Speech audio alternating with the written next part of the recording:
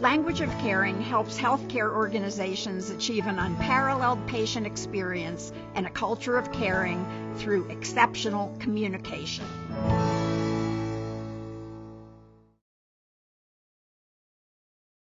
What I'd like to do is just give a little overview about who we are, our journey kind of as an institution, and then our implementation with Language of Caring, kind of where that came in as a crossroads for us as an institution. I want to talk a little bit about our network, or kind of the size of our system, because in addition to the main campus, we have a large network, over 50 locations across the region. The reason I'm talking about our scale is because patients and families come to CHOP regardless of what location they are coming to. And so it is important for us to have a similar experience at each of those sites that represent that broader brand, or the broader experience that we would expect all patients and families to have regardless of what site they're coming to, and regardless of which staff member they are coming into contact with, whether it's a nurse, a surgeon, an environmental services person, a security officer. Any member of your organization that wears a badge is responsible for the experience. And so it is important for us to have some sort of underpinning that allows us to stay connected and unified regardless of where our sites are located. And the way that we do this is really through our philosophy.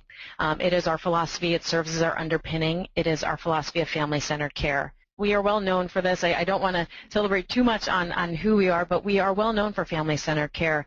And we've been awarded great achievements about this and recognized for the great work that we're doing here, where people are always asking, you have families who are employed, that's great, can we hear about how that happens? You were one of the first family advisory councils, can you teach us about it? All of these are incredible accomplishments, and we've been thrilled with the way that we've been able to incorporate families into the basic fabric of our institution. We've increased our ability to really understand what patient and family-centered care means. We've been on this journey for a very long time, but we've taken a real thoughtful approach to say, it's not just about a philosophy, it is the how do you carry out this philosophy every single day in your communication, in your behaviors. But as you can see in the top right corner, in 2012 was when our paths really crossed with the folks from Language of Caring, and it was a really pivotal moment for us here at CHOP. We were taking a hard look at ourselves about family-centered care. It wasn't just enough to have an advisory council. It wasn't just enough to have a paid family member as an employee. It was that we had to have an opportunity to engage staff and help them understand, what does this really mean for me every day in my job? And so that's where the Language of Caring came in. What it did was nicely bundle all that we talk about in family-centered care, all those philosophies, all those principles, all those tenets, and it took it into a really easy-to-use curriculum that was something that staff could understand, hook into, and relate to, and use right away. It was not jargony. It did not have a lot of acronyms that people said to me, I don't understand what that means unless you give me a note card that I can tape to my leg. It was something people could take with them right away because they understood what we were talking about. It was simple ways of understanding how to structure a conversation in a way that produced the most effective results. It allowed us to take our philosophy of family-centered care to life. They came in a time when we were also doing grand rounds and developing toolkits that walk through. So the Language of Caring, being this bundled curriculum specifically about communication skills, allowed us to take that existing body of work and really truly transform it and spread it in a way that made it really understandable for staff at all levels of the organization. And that is something that we have not been able to do in other ways, and so we were really thrilled with this. So how did we do this in execution? We built awareness across the institution that we have this program. We'd like to talk with you about it. We'd like you to understand that this is a build on our existing resources for family-centered care. We know that teams sometimes struggle with having conversations with each other and with patients and families, and let's just talk about how we can improve that.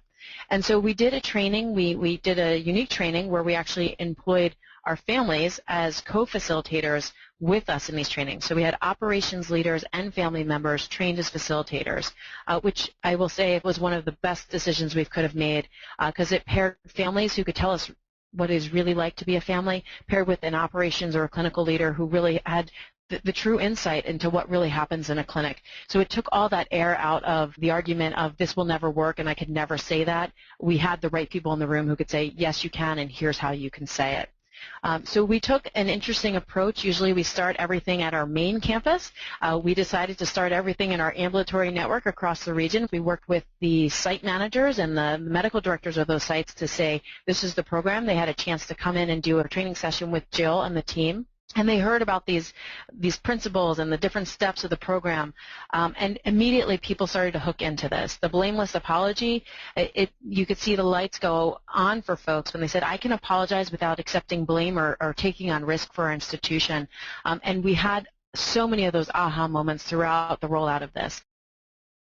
Our facilitators who were trained went out in advance to talk to the site managers to say, help us understand what are some of the challenges in your areas. Help us work those into the examples. And then when we went out and did the training, in many cases we actually shut down a site for a day.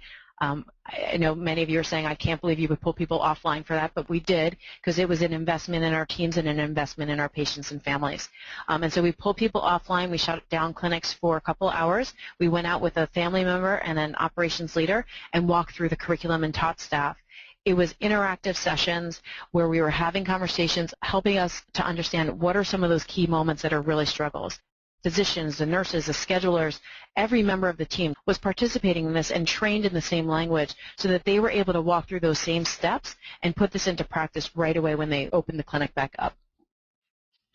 The tools really help staff connect better with patients and families. It helped them connect better with each other. Once we had success in the ambulatory network, we had such an inventory of people who wanted to have this training. We modified it to different areas. Obviously, we can't shut down every clinic.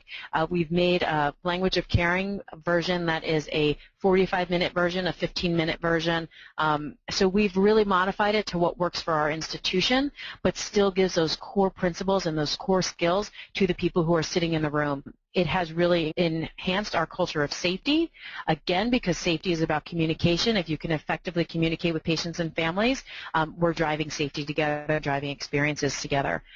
So this is baked into our new employee orientation now. Every new member of our staff goes through a new employee orientation. They're introduced to patients and families at the onset, remind us why we're here, and at that point we're also introducing the language of caring principles.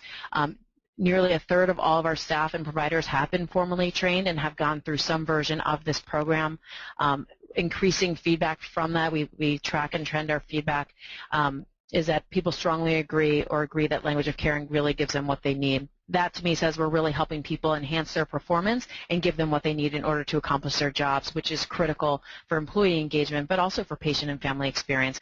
So as we're moving ahead, we are hardwiring this and taking it deeper into our organization with some provider education, physician-to-physician communication skills, nursing skills. We're moving through all the different disciplines to make sure that language of caring is thoroughly embedded, not just in the initial rollout that happened in 2012, but that we're continuing to keep it alive in the organization through ongoing meetings with managers, medical directors, really just making sure that this is happening. It's been incredible. And what I will say is that while the language of caring program was facilitated and led through the patient and family services department, it really lives across the organization. You know, our patients and families are at the center of all we do. Our team has been responsible for really rolling this program out and making sure that we are responsible for educating folks and tracking and trending their experience with the program, making sure that it's hardwired into everything that we're doing. Teams are coming to us proactively, which has been the most incredible win out of this program, and saying, how do I have this conversation with this family? We've been struggling, or I have to have a really difficult conversation with a team member. How do I do that? They're coming to us in advance. And that is what's been really a beautiful output of this program, is that people are thinking about this going forward. Every single member of your organization who wears a badge and represents your organization is responsible for effective communication. So we really feel that this curriculum helps us create a platform or create an understanding, a shared understanding that people can easily connect to and easily use every day in their practice. And so we really have embraced it. We've enjoyed using it, and it's a build on everything that we've been building for so far with family-centered care.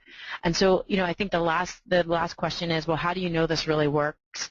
We are constantly talking with patients and families. We are constantly talking with our staff to really assess how well their experiences are going. And we are constantly talking with families through traditional surveys, We have a couple other methods that we use to talk to families in real time. We do real-time check-ins. We have some other automated technologies that we use to really help us understand what families are experiencing, as well as really doing pulse tests and employee engagement surveys to really understand that this is working for people and that staff really have the resources that they need in order to do their job extremely well, and that patients and families are feeling that compassionate care that I know every single person who signs up to work here at this organization truly has in their intent. Well, let's help them execute and bring it to implementation every day, and that's what this allows us to do. It brings family-centered care full circle and allows people to understand what that truly means for them every day in their role.